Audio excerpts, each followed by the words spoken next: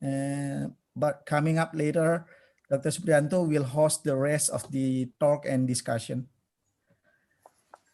It is our pleasure to have Professor Prof.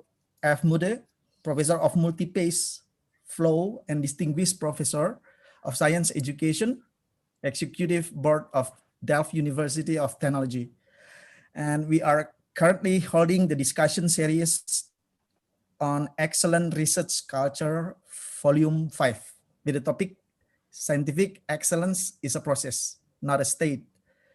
And without further ado, we would like to ask Professor Wirahadi Kusuma to give the opening speech. Please.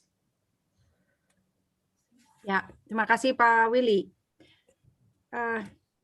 Again, welcome to our esteemed honorable guest, Professor Robert Mudde. He is the Vice Rector Magnificus, Vice President Education, Distinguished Professor in Science Education, Executive Board of Delft University of Technology. Warmest greetings from all of us in Bandung. Kawan-kawan ITB, Assalamualaikum warahmatullahi wabarakatuh.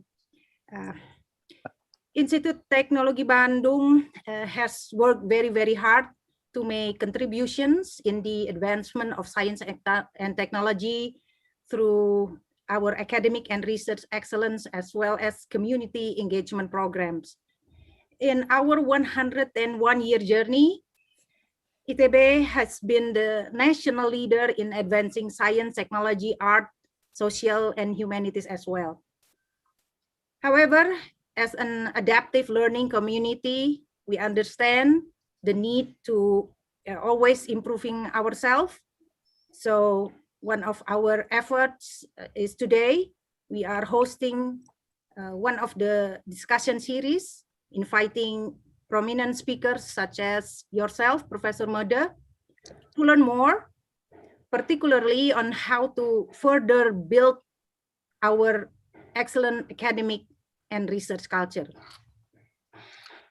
TU Delft has been a part of ITB since the very beginning. Bapak Abel Strefland, he was here in Bandung for maybe a few years ago.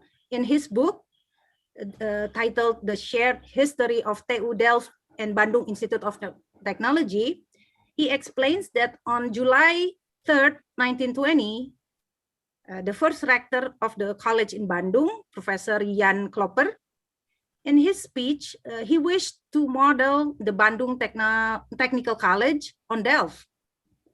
The relationship between Delft and Bandung has continued after we became Institut Teknologi Bandung in 1959. And I also think that Professor Klopper's ambition to model the school on Delft has been realized today.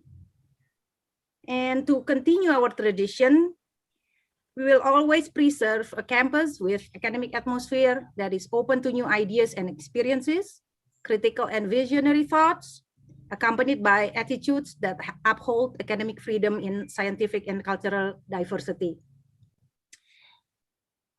Professor Mudde, we understand that research culture is built based on long-standing experiences such as best practices, consistency, dynamic processes, such as our failures and our successes. Excellent research community in university is the cultural structure based around the attitude, behavior of the staff, the students, that allow the excellent transfer of knowledge. The resulting values will give continuation of research activities, resulting in passionate scientists and networks for research collaborations among scientists, universities, and worldwide research institutions. We do cherish one of our biggest assets, which is the research networks, including with your institution, TU Delft. For the purpose of maintaining impactful networks and collaborations, we understand we need trust, research culture, and shared awareness to continue making innovation for society. the main stakeholders of science. Today, we are very grateful to have Professor Robert Mudde to share his insights about these very strategic issues for ITB's future. We would also like to hear a little bit about your work on TU Delft document titled Impact for a Better Society, TU Delft Strategic Framework 2018-2024.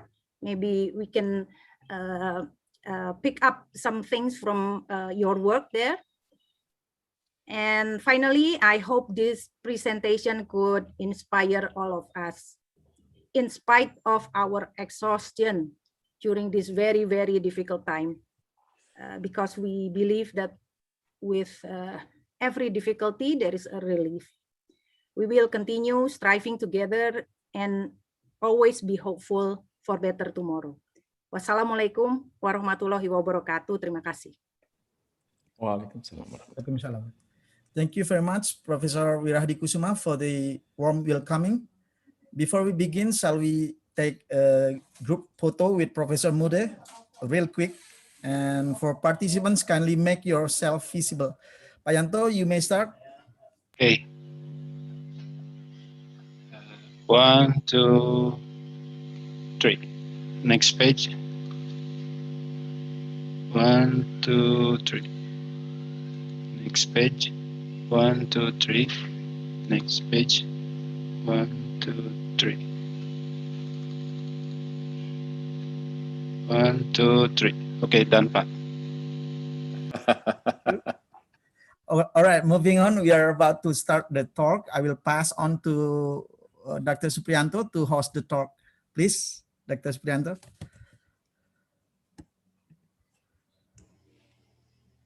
Kasih mute, Mas.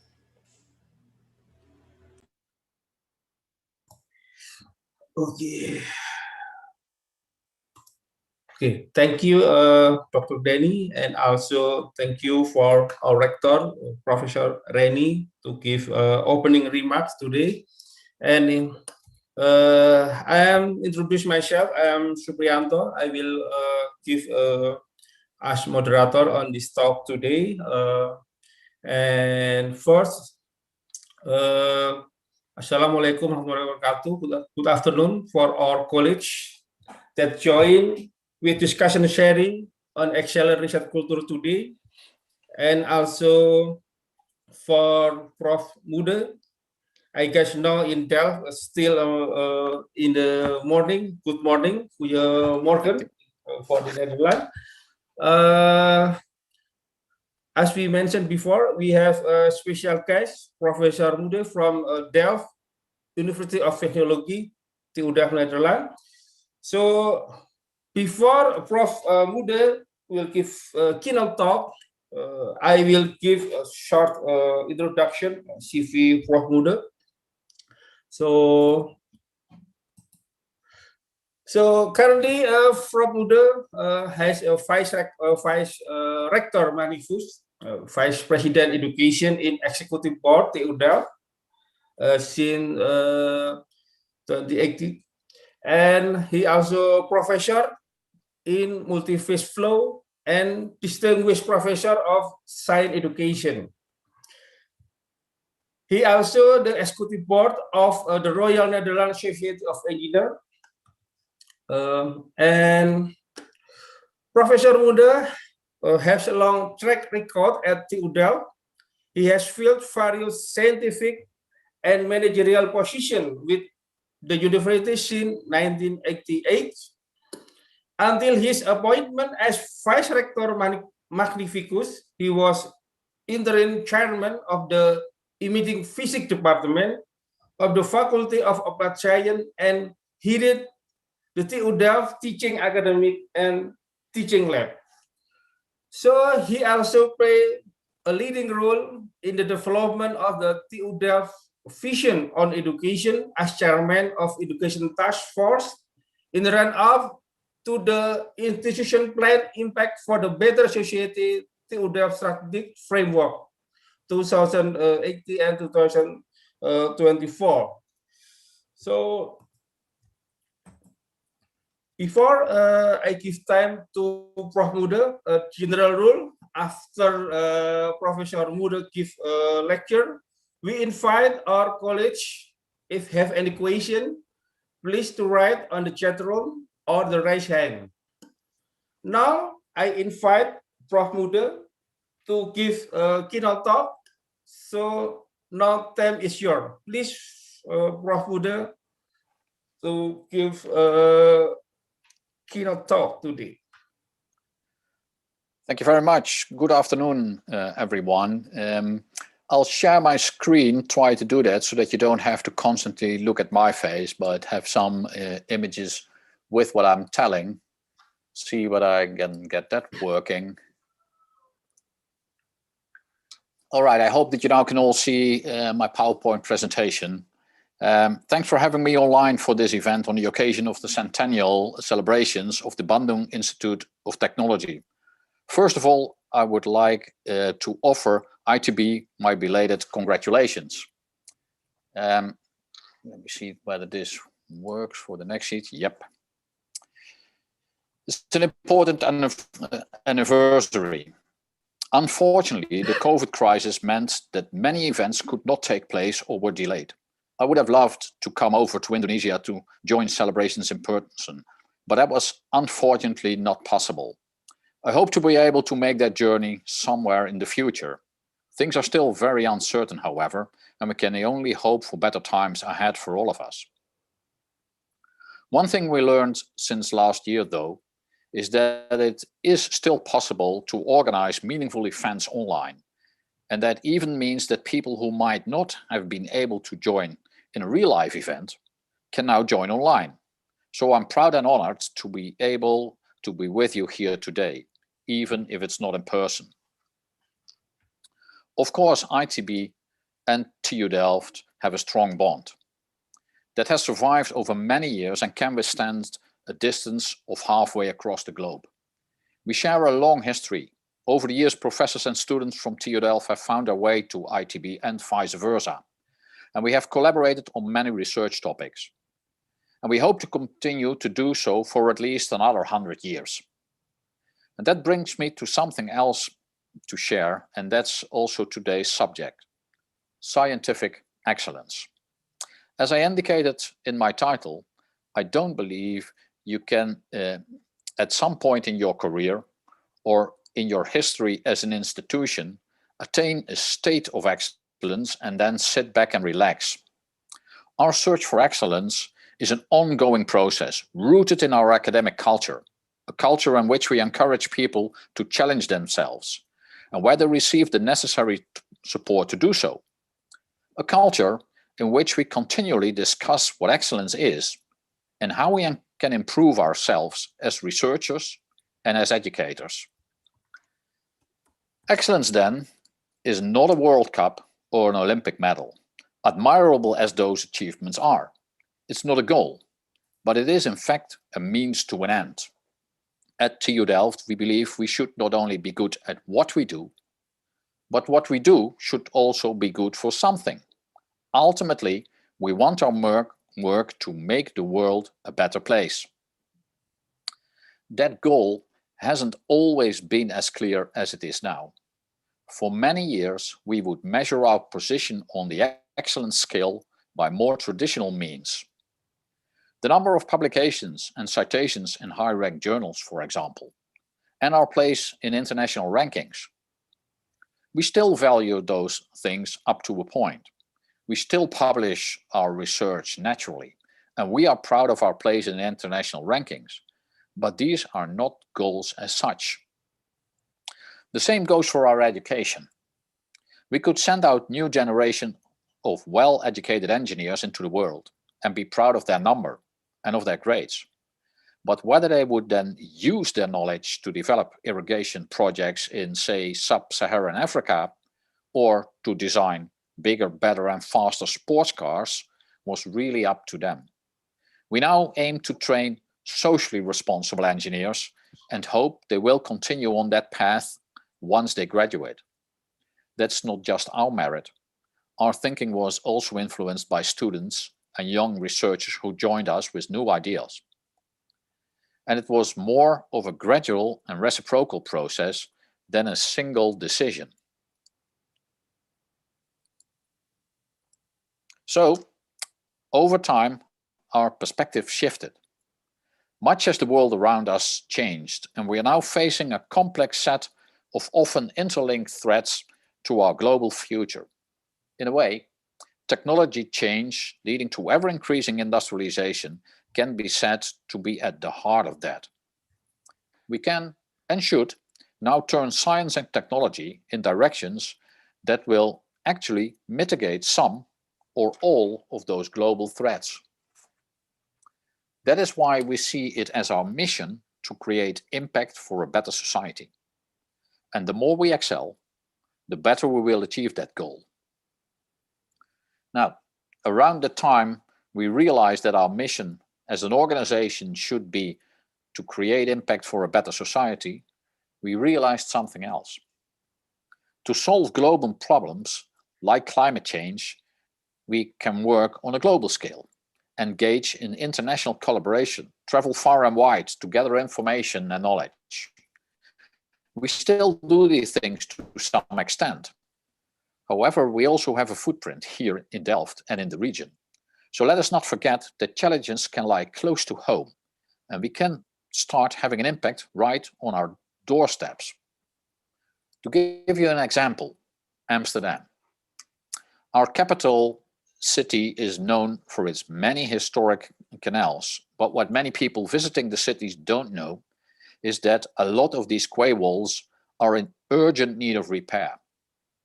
The quays, some of them over 300 years old, consist of a brick wall on a timber deck supported by timber piles. Over time, things like timber rot, cracks in the wall, or the deepening of the canal can all weaken such construction. Out of 600 kilometers of quay wall in Amsterdam, 200 kilometers are in need of repair, 50 of them urgently. This became very clear last year when an entire wall of the Grimsbergenkade collapsed. You can see that here on the picture. With the help of what we call forensic engineering, we have investigated the root of that particular problem. And we are continuing this kind of research in order to advise the city of Amsterdam on which case to inspect and repair first, to avoid similar disasters elsewhere. We're also looking at smart ways to solve or prevent the problems of quay wall deterioration.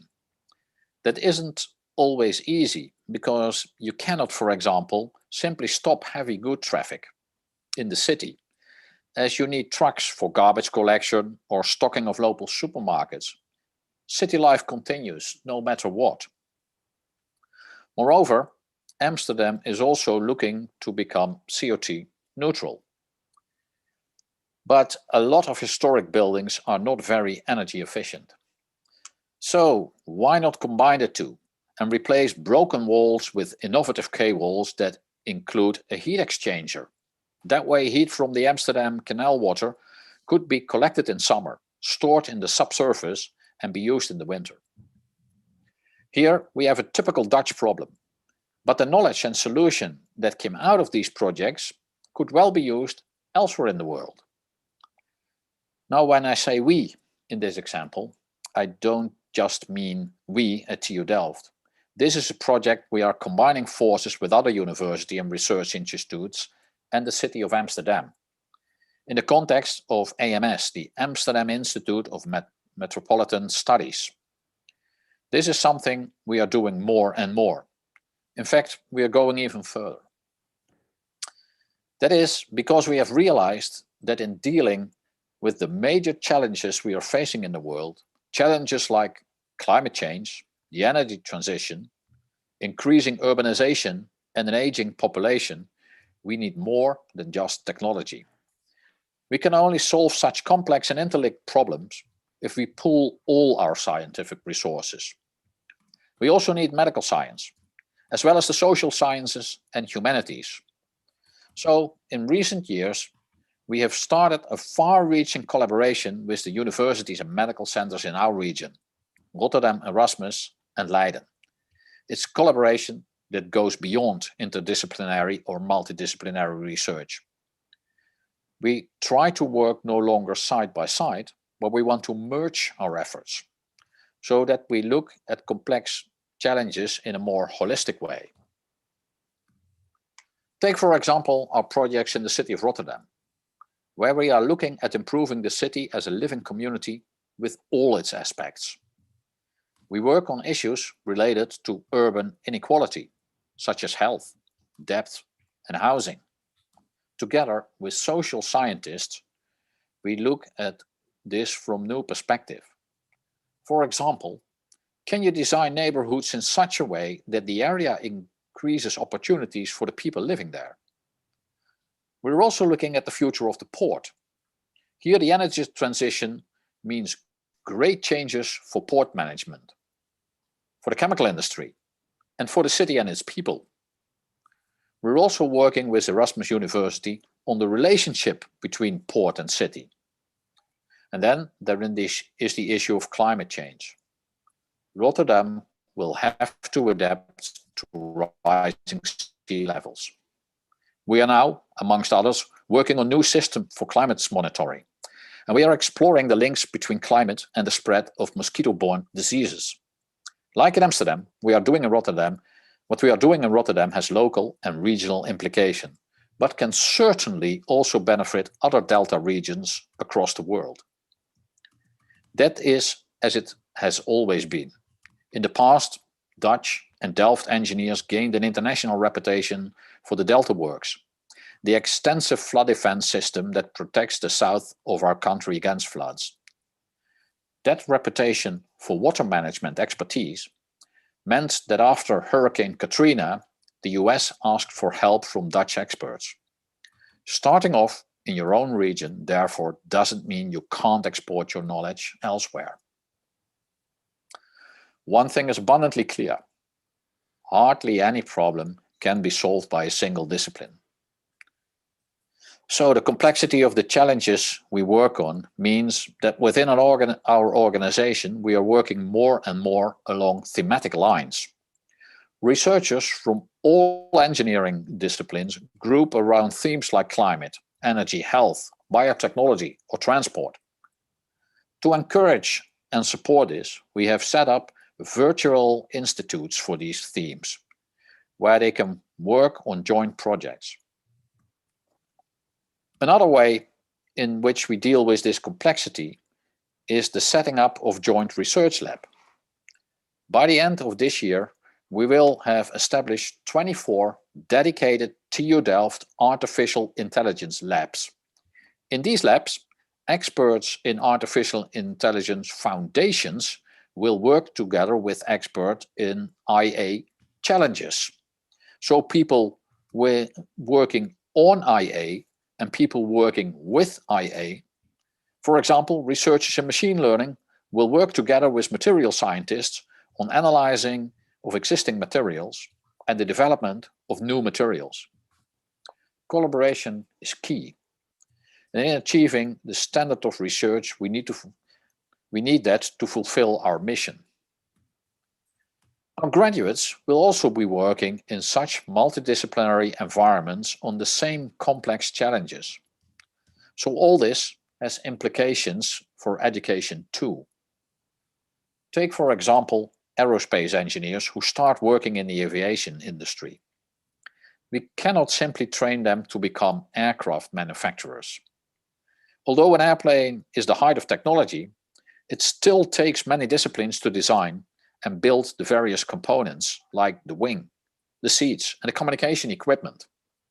Our students must also be prepared for this. We can no longer educate them in one discipline. They have to have worked in multidisciplinary environments. That is why at TU Delft, we try to educate engineers with a so-called T-shaped profile, meaning they get a thorough grounding in their chosen field, but they are also able to open up their arms wide and embrace other disciplines. other viewpoints and areas of expertise. That will prepare them not only for their first job after graduation, but will also help them to deal with the demands of an ever-changing future. How do we do this? Let me give you a few examples. Master students can join a joint interdisciplinary project, or JIP for short, where groups of students from various programs will work together with businesses on technical innovation. This helps them share their disciplinary knowledge, teach them to think beyond their field of expertise, and improve their analytical and creative skill. It is always something of an eye-opener when students realize that students from another discipline have something meaningful to contribute that they themselves do not know or cannot do. It can sometimes also be an eye-opener for the companies they work with. I'd like to share a quote with you from Roland Nagel of Royal Haskoning. He said, quote, "Of course, we operate at the top of our game and have everything under control, until a group of JIP students start asking questions. And suddenly you're not so sure anymore. Then they start collaborating and get to the point where both the company and students grew a lot taller." End of quote. Students can also opt for multidisciplinary minor programs, like the minor Integrated Infrastructure Design. The Netherlands is, as you know, a densely populated country with relatively little space available, and the infrastructure is already highly developed, so it is increasingly complex to fit something new in.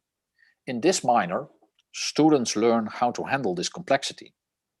For 6 months, students with backgrounds in urbanism, landscape design, architectural, civil engineering and technology, policy and management, and so on, work together on real-life assignments for the city of Delft and Rotterdam. They have to delve into questions like, how do you go about designing a bridge or road? And how do you incorporate it in the landscape? The minor also addresses soft skills, such as presentation and consultation, and writing an essay on a piece of infrastructure that intrigues them. This will all help them to become the kind of engineer who are able to look beyond their own discipline. The kind of engineers businesses ask for and society needs.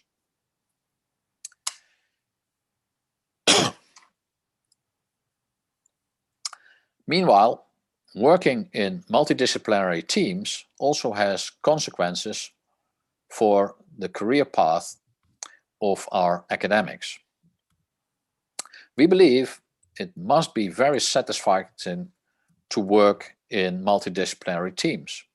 It also means your individual contribution to an achievement is less visible.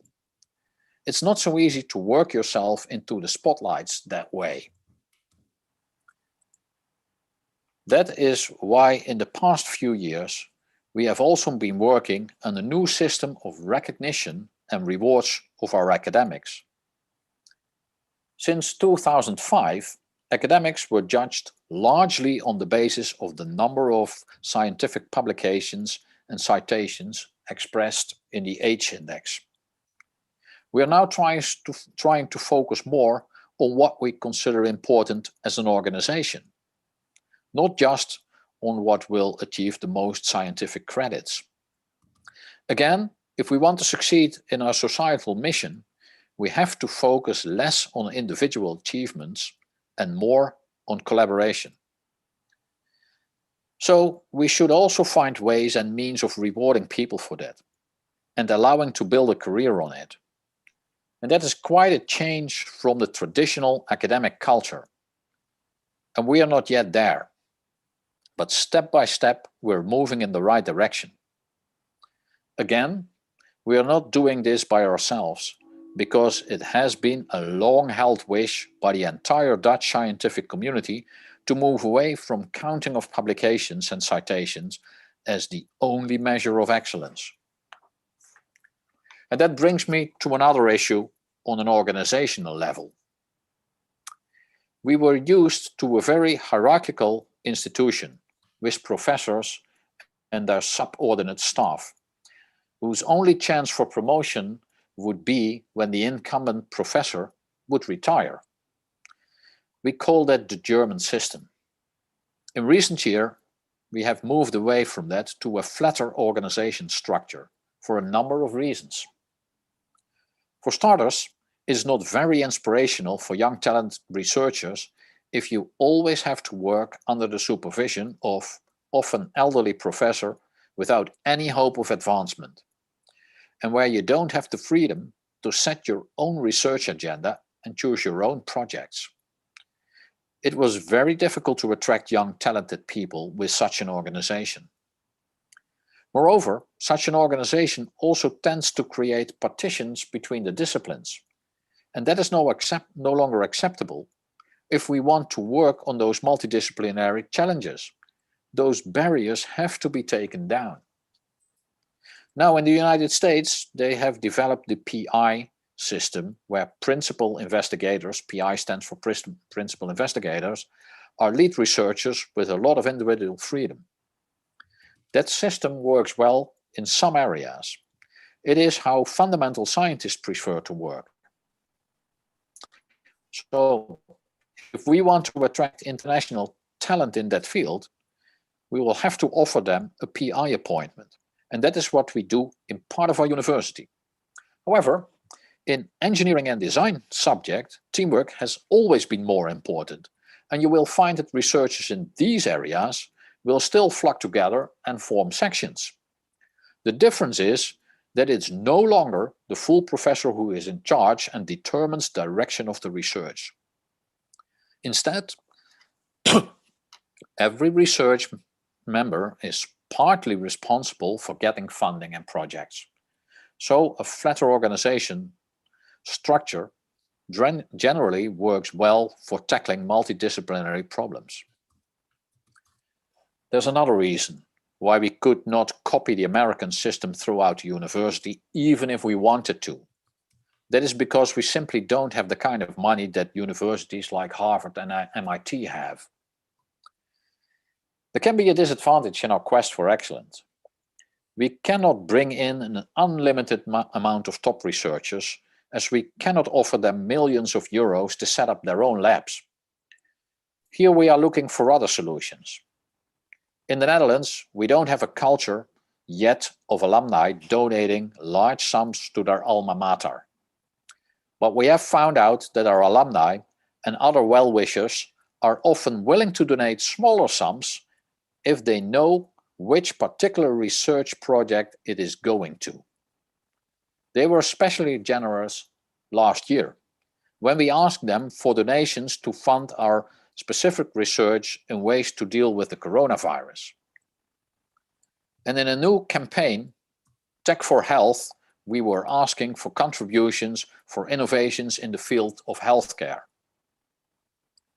We've also found a group of alumni and friends of TU Delft willing to donate larger sums into our Excellence Fund. These funds we use to attract a few very well-established scientists. One of these is James O'Callaghan, who is the engineer behind Apple's iconic glass stores. He's now our professor of architectural glass. People like James O'Callaghan will in turn attract other young and talented people. Finally, we believe that the way to excellence lies not just in multidisciplinary teams, but also in diversity within teams. With many nationalities on our campus, we are diverse in a certain respect, but in others, we have still a long way to go. One of them is attracting more female students and scientific staff. We're working on that in various ways, and things are by no means like they were a century ago, when the number of female graduates still ran in single digits. But for women to make it to the top in an organization like ours is still all too rare. So I was very pleased to see that ITB is showing us how it's done by appointing its first female rector, Professor Reni Virahari Kusuma. I am hopeful that in the future, we will be appointing a female rector magnificus too, but that will probably be after my retirement, which is in about 4 years, I'm afraid. So, to sum up my contribution to this series, excellence is the means to an end, to fulfill our mission of creating impact for a better society. Secondly, by working on local issues, we can still create knowledge that is valuable in an international setting. Collaboration is key to achieve that in today's world. Fourth, we need to educate our students with a broad outlook so they can work in multidisciplinary environments. Emphasis on collaboration and teamwork also means new ways of recognition for researchers. And finally, creating new ways of primate, alumni, funding can help attract some high-profile, high-potential academics, which in turn attracts others. This brings me to the end of my presentation. I would like to thank you for your attention so far. I realize that I have spoken from a very personal and TU Delft point of view. So now I will also be very interested in hearing your points and taking your questions on this subject. Thank you very much. Thank you, Prof. Mudde, for an impressive talk and for the sharing experience regarding education and research in higher education in TU Delft. So next, we invite the open for question for my colleagues that today join is in this program. So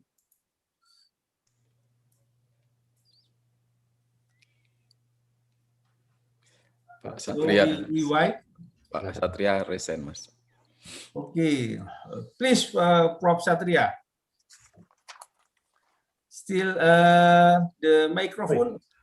Okay, thank you for Prof. Mudde.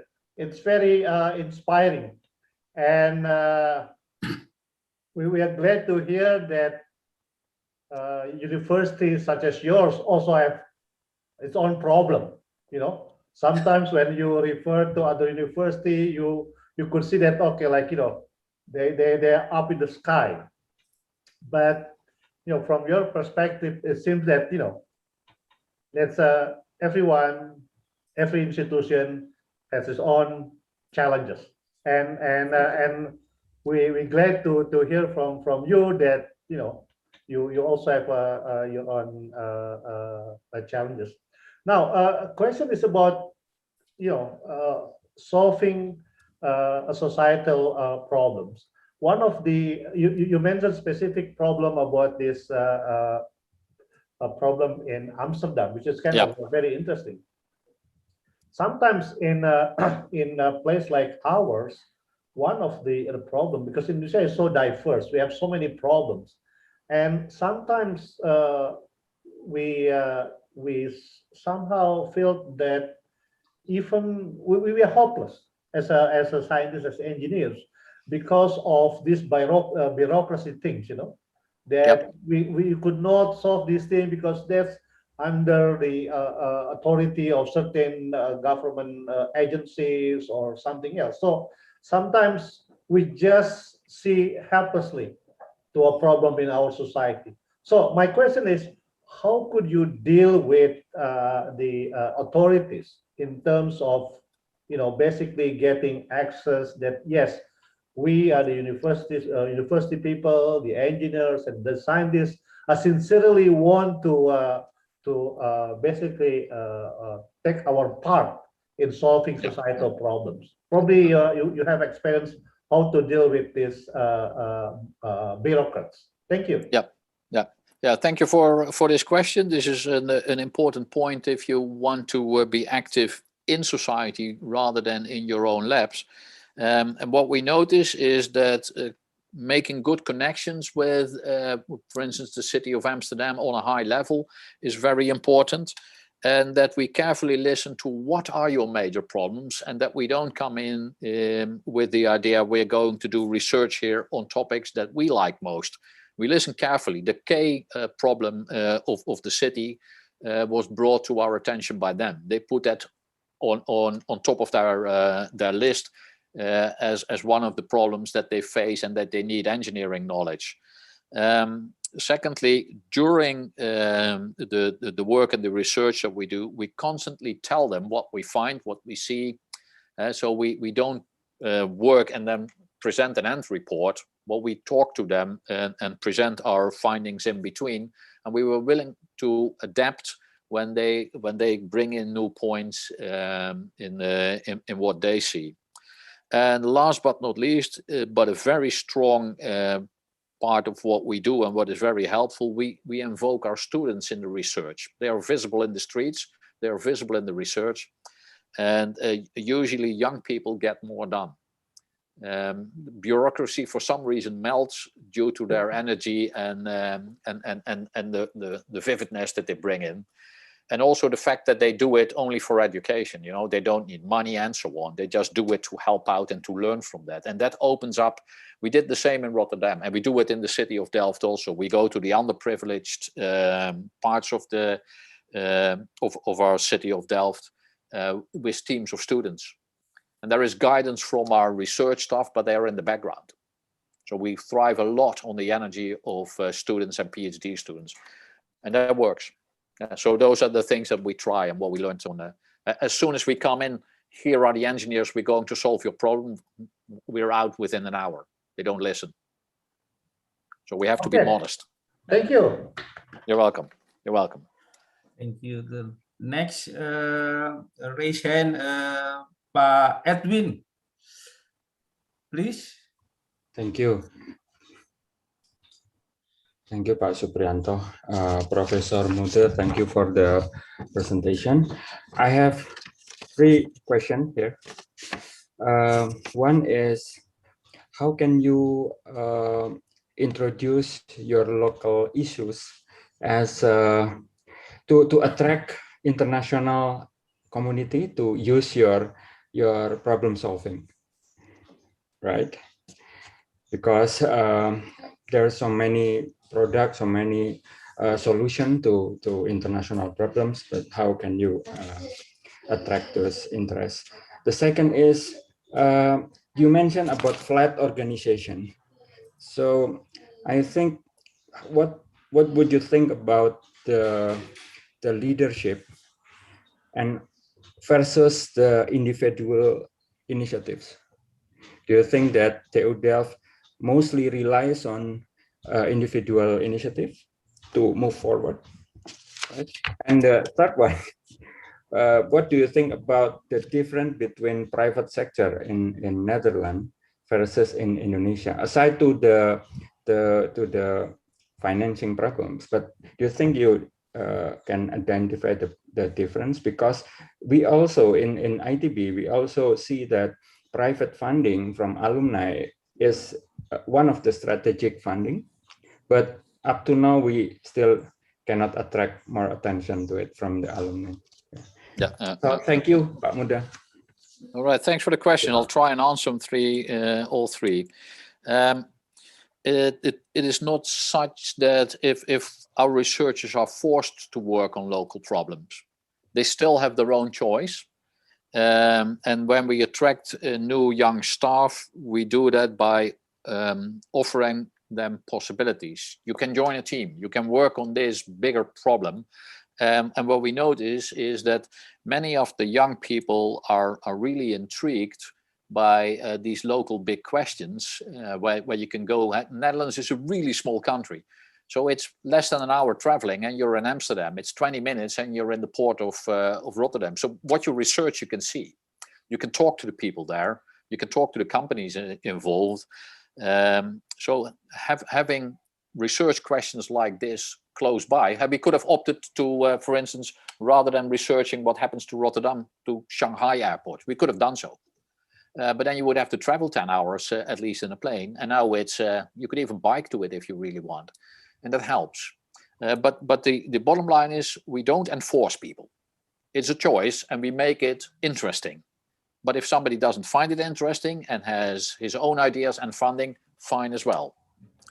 And that is also tying into the flat organization. A flat organization in our case doesn't mean that an individual does exactly what he or she wants. You're still in some form of group. So it's not the real American PI, I, Robert, research what I really like. No, you fit in a theme. You fit in, and we select people to fit in the themes. So in the attracting of people, we very carefully look whether the ideas that they have align with the things that we need. And the leadership question is really important with us. And I had many discussions with groups and with sections, especially with the older professors like myself, in which they said, yeah, but if I'm no longer kind of in charge, I'm no longer responsible, the responsible is divided, how as a senior do I steer this community? Because you took away my authority. And my answer is, no, your authority is with your seniorship. It's not with that you're appointed to tell what to do, it's that you have the experience, you have the knowledge, you have the network. So just do whatever you did, and you will see that young people happily will listen to your advice. And that's what virtually everywhere happened. Newsters coming in, especially from abroad, don't know how the university functions, don't know how the funding system functions. So they will go to the seniors. How do I do this? But they are responsible for going to the seniors. They are responsible for trying to get their own funding. And it takes about 1 or 2 years in such an organization. When you make it flat, it shakes in the beginning a little bit. The seniors are looking for what is exactly my role. And then they find back, hey, my role is more or less the same, but it's more in a coaching way than in line management. And if you look at how they operate, it's not as flat as you would think. And that's for obvious reason. The seniors have the leadership by the position that they have. But it makes the young people aware of that they need to participate in funding. And what we also just did, you don't have to wait for a professor to retire to fill up that vacancy. In principle, everybody can now be promoted to full professor. Doesn't happen, of course, but in principle, it's up to the individual track. It's no longer whether there's a position is available. And that helps a lot, that gives perspective. Final, the private sector. Yeah, that ties in what the former question was of Professor Buyuk-Sama. The grass on our fields looks, from your perspective, greener than it is. We have a strong private sector in the Netherlands, but they don't spend a gazillion on research. They don't do so. So we still have to try and maneuver and get us in. We still have to talk to them. We still have to negotiate. We still have to work on things that they find relevant. And that works, but we do an awful lot of work for that. We have a specific unit in the university, loosely called the Valorization Center, who is constantly busy with our big industry in keeping them inside our network. Otherwise, it crumbles. No, it's not the US where they spend a gazillion at Harvard. I'm not sure how that works in Indonesia. And since about 15 years, we are very active in keeping relations with our alumni, because they're at the high position of these companies. So we do that because we like to be in touch with our alumni, but we have an open and a non-hidden agenda that we also need them to keep the contacts warm with the bigger industry in the engineering field. And for that, we organize yearly events for our alumni, both on campus and online. We try to invoke them in the big decisions. When we make our strategic frameworks, we talk to them for what do you see, what is the direction that you think we should go. We invite them in the boards of these thematic labs. What do you see as the needs of your type of industry and so on. So we really try to form a network to kind of signaling to them, we're not only after your money. We're also interested in what you really need and how we can cooperate. That's perhaps the Dutch way of doing, but that's how we try to deal with this. And so far works reasonably well. Thank you. Clear enough. Thank you, Prof. Mudde. So we have a question for chat room from Dr. Endra Yulianto. He asked, how the TU Delft is the integration of the research activity in the teaching system? Yeah, that's an excellent question. We use as the default that all researchers teach and all teachers research. So in that way, so if you look at suppose you have 100% of your time that you can devote to research or education, then the bandwidth that you operate in is 70% to 30%. Holds for virtually everybody. So we hardly have any researchers that spend 100% of their time on research. That is one why we can have the interaction between research and education as we wanted to have. The second is that all our bachelor students do an end project at the end of their 3 years in one of the research groups, and thus are confronted with the research. And the master students do that for about 9 months at the end of their masters. So all students need to do that. And many of the programs have asked the teaching staff and the research staff to change their practicals that we run with the students in their undergrad education, and change them towards practicals that are closely related to the research that the researchers do.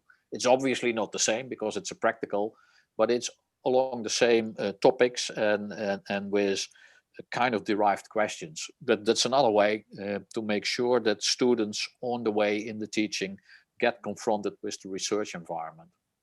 And that turned out to be working pretty well. The price was, we noticed that the burden on the teaching and research staff got higher. So they needed to do more. And in our recognition and rewarding system, we try to make sure that people don't get overloaded with the amount of work that they have to do on both sides. So, hope this answers the question. Okay, thank you, Prof. Mudde. Next, Prof. Reni, you will direct to ask question to Prof. Mudde. Okay, please. okay, thank you. Let me see what was my question. Oh, related to the previous question. So, do you have any tips, specific strategies on balancing faculty engagement in teaching, research, and Yep. one more project engagement in the infrastructure projects, for example? So, do you have a specific formulas for managing their performance, maybe incentives, different career paths, or Yep. Your professor can have like 10% of their time, for example, etc., etc. Thank you, Professor Mudde. Yeah, it's an excellent question, and we are struggling with that because the idea is simple, but putting it to practice is not so easy. But it ties in with that idea of principal investigator. So what we say to the colleagues, if your career is dominated by research, say you put 70% of your time on the research, 30% on the education, then you're supposed to lead in your field in research. You're supposed to attract your own funding and get your own PhD students and postdocs. You can do it with colleagues, but you are in charge. If you, on the other hand, specialize in teaching and teaching innovation, so spend 70% of your time there, we can't ask those colleagues to do the same and still be principal investigator. There's an awful lot of work and pressure on you to do that. So to those we say, it's perfectly fine if your research line is attached to a principal investigator. You help out there. You help supervise PhD students. You help in writing proposal. You pick up the master end projects with the students and supervise master students. You're not supposed to have a fully standalone big research line, but you are supposed to be active in research, but not as a principal investigator. And we're trying to get this into the system and also into our yearly discussions with the appraisals with all our researchers and teaching staff. And it's a bit of a struggle because we We have measures on how to measure when somebody is excelling in research. We are trying to find similar ways of evaluating how good is somebody in the teaching part. And the bottom line is teaching more and more and more is not necessarily a sign of excellence. Like researching more and more is not necessarily a sign of research excellence. It depends on what you do with it.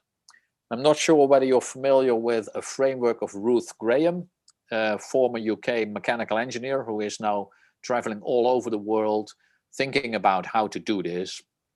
And she has set up a framework which helps us trying to see how do we evaluate the progress and the work done in education. And we're trying to set it up. And it's kind of nationwide that we try and do it, because it's very difficult to find examples. Good researchers, everybody knows examples. But good, innovative teaching is much more difficult to find. So we're working on it, and we don't have the answer either. We only know the direction that we want to go.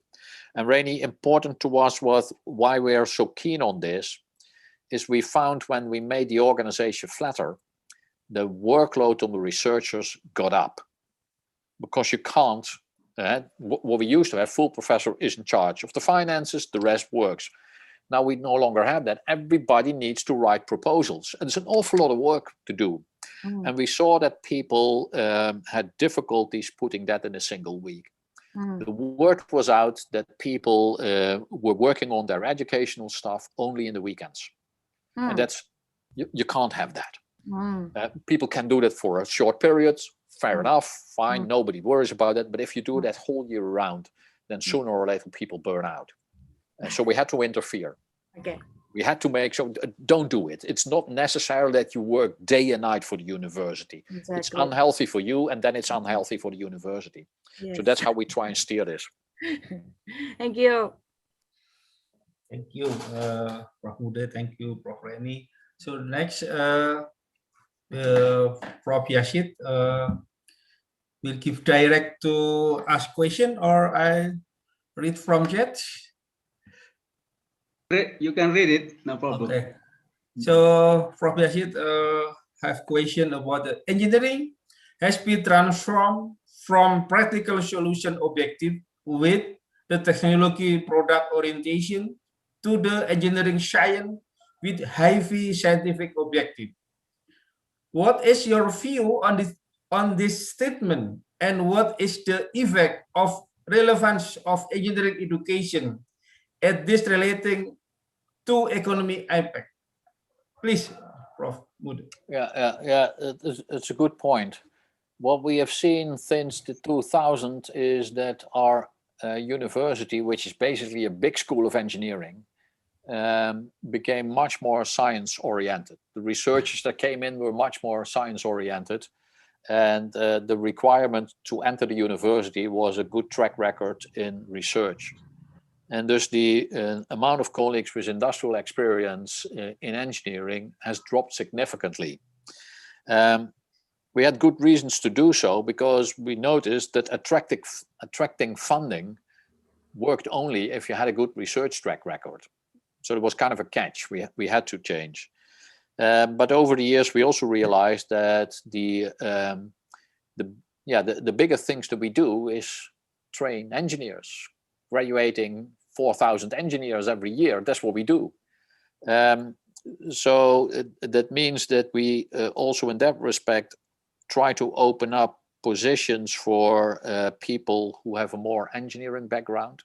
And we work also in the education. I gave a few examples. We try to bring in companies with their questions, so real life problems from companies, to make sure students get confronted with the engineering world and not only the science part of engineering. And that is going better and better since many companies are getting keen of joining these projects, as they we don't charge them for them. All they bring in is the problem and some supervision on real life engineering in industry. And they notice that our students are capable of providing serious answers. So they get something back. Obviously, it's students, so we don't promise a solution, but the companies are keen to join. And that way we try to balance and keep the connection between the engineering world and our engineering science world. I hope that answers your question. Thank you. Thank you. So next, we have question from the chat room from Pak Krishna Suryanto Pribadi. So he has question with scale and complexity of problem now tend to require multi or interdisciplinary approach in research.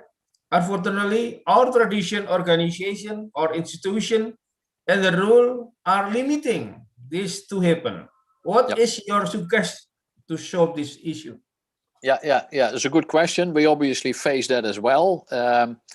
In 2019, I did a round of interviews with CEOs of big and small companies, asked them what they want us to do with our students, what they needed. And it was very interesting, apart from that it's interesting people to talk to. But what struck me is that they all give more or less the same answer. One, they said, make sure all your graduates understand the fundamentals of their discipline. If they don't have that, we can't use them. That was reassuring because we were struggling with how much interdisciplinary work do we have to put into the curricula, and what is then left for math, physics, and so on, the core of your discipline. And they all said, make sure they understand the fundamentals. At the same time, they said to us, also make sure that they can work in teams, because that's what we do.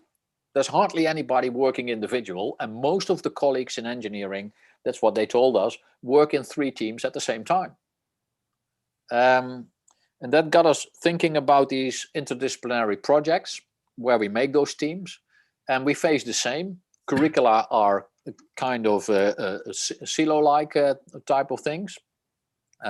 So what we are doing is that we turn the elective part into really open electives. For instance, our master program is 2 years. Q5 from 23 onwards needs to be in all the programs elective. That means that still students can follow the elective of their discipline, but at the same time, university-wide, that interdisciplinary project runs. Because you need to align the curricula, otherwise you can't have students from different programs working together. And we do the same in the 5th semester of the bachelor, where there is the big minor, so it's half a year of minor. Students can choose whatever they want.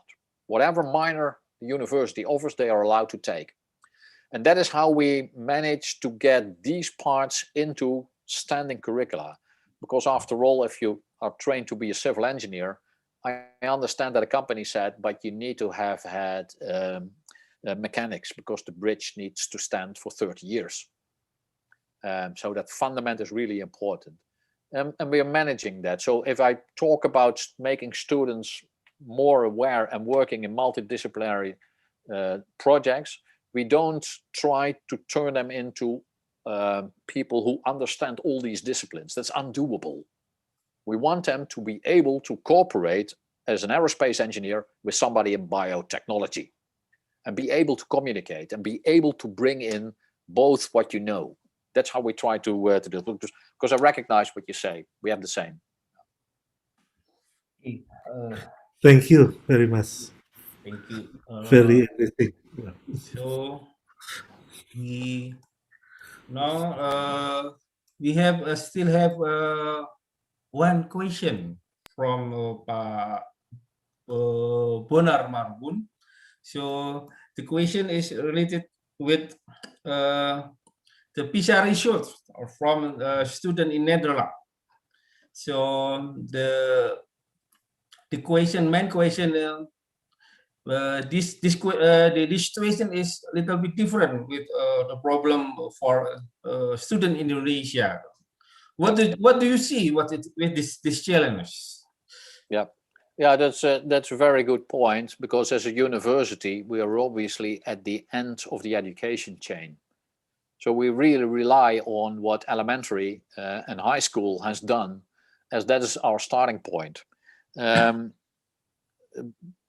we talk to one another. So we talk to the high schools on a national level. We talk when the curricula are changed. Currently they're busy with changing the curricula of the high school, and I'm on behalf of all Dutch university involved in those discussions, trying to make the point, be careful with what you change, because we have to work with that. What comes out of high school enters university. We are obliged to our students to try and bring them to the top of the world, but we can't stretch them too far. So if you take out half of the math, we can repair not everything. If you take half out the physics, we cannot repair that all. That's the discussion that we have. And at the same time, understanding that obviously we can't dictate what high schools do. They have their own responsibilities and their own problems. So that is one. The other thing that I see that we could as university improve is, I don't know how you do that, but for a very long time, we have been working with the idea, you come out of high school, this is the level that you reach. On day one, you enter university and you have to step up. But nobody can step up that quickly. Students need time to adapt to the pace of the university, the depth of the university, the different way of how a university as a school operates. So we're changing our introduction, our start. And what we're working on, and that might be helpful for you as well, the start will not be the start of the new academic year. We will invite students prior to summer to be engaged in stuff that we do at university via online means. We now all learn how that works. It's loosely called pre-university. And for instance, we have a pre-university physics course online that students who come to our university can do on their own. There is no grading. If you don't do it, fine with us as well. But we make it interesting and challenging so that they'll busy in the summer. And by that, we can help them reach the level that we require prior to coming to university, rather than having to do that in the first 3-4 weeks. We are working also now on mathematics to do the same, to help them reach the level that is required with us. If a high school didn't reach that completely, they can pick that up in 2-3 months, completely online, as I said. And from the physics that we did, that worked remarkably well. Students, the potential students that come to us were interested. They were thrilled by the material, and obviously we took into account that they do it in their free time. So it's also fun to do. We didn't put in the dry and hard theoretical stuff, but we made it interesting for them to follow. We made it such that they could work on it. And we have TAs that help out if they have questions. So if they get stuck, they can contact the TA during such the online sessions and get feedback and help. That's how we try to do it, because don't be fooled. Our high school system is pretty okay, but not all students come prepared at the same level. That's not true. And that's how we try to even out and help those students who missed a bit of education or were in a school that wasn't exactly the level that we need, which happens also, especially in the underprivileged parts of the big cities. So that's how we try and do it. Thank you, Prof. Mudde. So finally, to this time, we have a limited time also. I think when we continue discuss, probably only problem and question from audience. So therefore, I must stop this discussion. But I hope in the near future, we can invite you again, or I can ask you to give recommendation, the other name of college in Delft, or maybe other college in Netherlands, could be invited to give talk in this session. So finally, many thanks for Prof. Mudde for sharing your idea and recommendation during discussion today. And also please send warm greeting to our colleague in TU Delft. Again, thank you very much. Thank you and Totsi. Thank you very much for having me. Thank you very much, Pak. Bye-bye. Thank you, Prof. Mudde. Thank you, Prof. Mudde. You're welcome. You're all very Thanks a lot, welcome. Prof. Thank you very much. Thank you very much. Terima kasih semua yang sudah hadir. Terima kasih. Sehat-sehat. LPPM, makasih Prof. Mudde. Terima kasih Bapak Ibu semuanya. Bye-bye. Stay safe. Pak Erwin, terima kasih rangkumannya. Ya Pak, sama-sama Pak.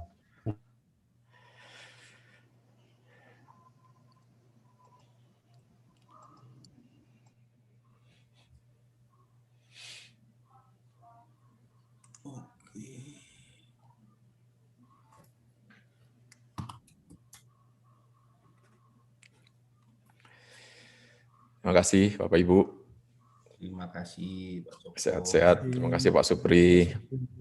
Saya pamit dulu ya. Terima kasih banyak Pak Joko. Oh, sama-sama. Terima kasih Bu. Terima kasih Pak Supri. Krisna, terima kasih. Buat semua. Bisa rekamannya masih bisa dilihat di YouTube juga Pak Krisna. Jadi kalau mau di-share juga bisa. Panjang mungkin kalau rekaman. Nanti, ada yang sampaikan tempat merangkum 1-2 lembar itu akan lebih menarik, akan sangat membantu terutama buat yang tidak sempat ikut. Baik, nanti kami share di lewat grup dan lewat kita kirimkan ke para dekan supaya di-share ke komunitas masing-masing. Ya. Terima kasih.